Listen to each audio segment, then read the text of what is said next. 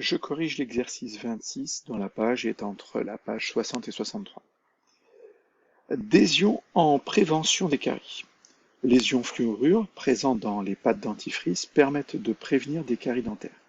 Le fluor forme facilement l'ion fluorure F-. Question 1a.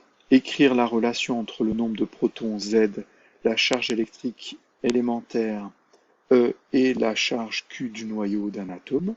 Petit b. Calculer le nombre de protons composant le noyau d'un atome de fluor. Question 2. L'ion fluorure est-il un anion ou un cation? En déduire le nombre d'électrons de l'atome. Question 3. Déterminer le nombre d'électrons contenus dans le nuage électronique de l'ion fluorure. Les données, on me donne la charge élémentaire E, c'est-à-dire la charge électrique la plus petite qui existe, 1,6 fois 10 puissance moins 19 coulombs, et la charge électrique du noyau d'un atome de fluor, qui est connu, 1,44 fois 10 puissance moins 18 coulombs.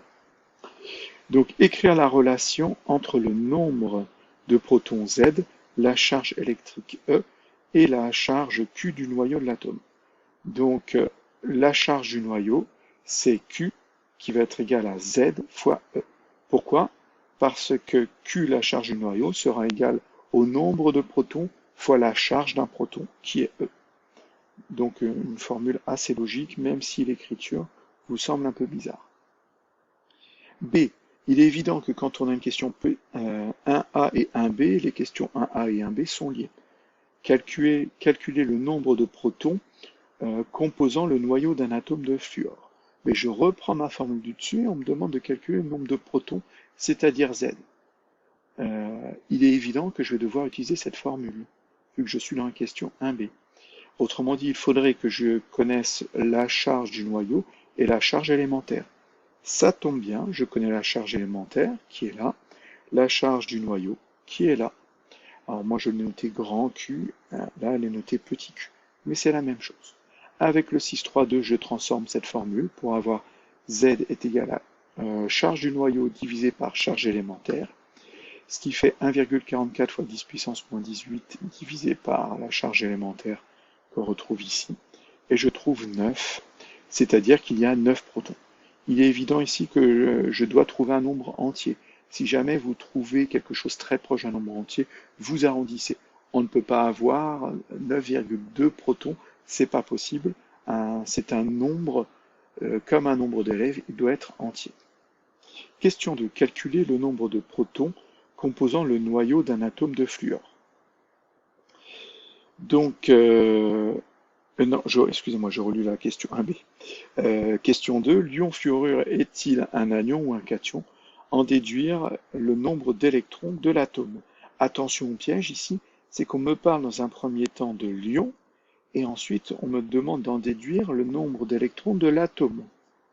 Donc il faut être très attentif pour ne pas en déduire le nombre d'électrons de l'ion. Donc l'ion fluorure est-il un anion ou un cation? L'ion fluorure a pour formule F-, il est chargé négativement, c'est donc un anion. Donc l'ion fluorure est un anion car il est négatif. En déduire le nombre d'électrons de l'atome, le en déduire est très trompeur, je ne vois pas en quoi il faut en déduire ici. Donc contrairement à ce que je vous ai dit tout à l'heure, l'exercice a mal été conçu, le en déduire, il n'y a aucune déduction de la première partie de la question.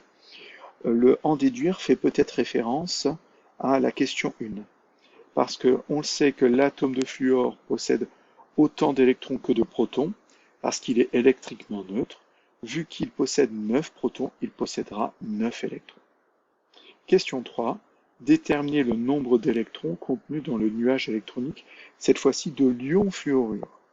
Donc on parle de l'ion fluorure, ça tombe bien parce que là on me demande à nouveau de déterminer le nombre d'électrons. Donc ça ne peut plus être dans l'atome, mais dans l'ion fluorure. L'ion fluorure a pour formule F-. Donc s'il a pour formule F-, c'est qu'il possède une charge négative de plus que le nombre de charges positives. C'est-à-dire qu'il va avoir un électron de plus que le nombre de protons. Vu qu'il possède 9 protons et que ce nombre de protons ne peut pas changer, il aura donc un électron de plus, c'est-à-dire 10 électrons.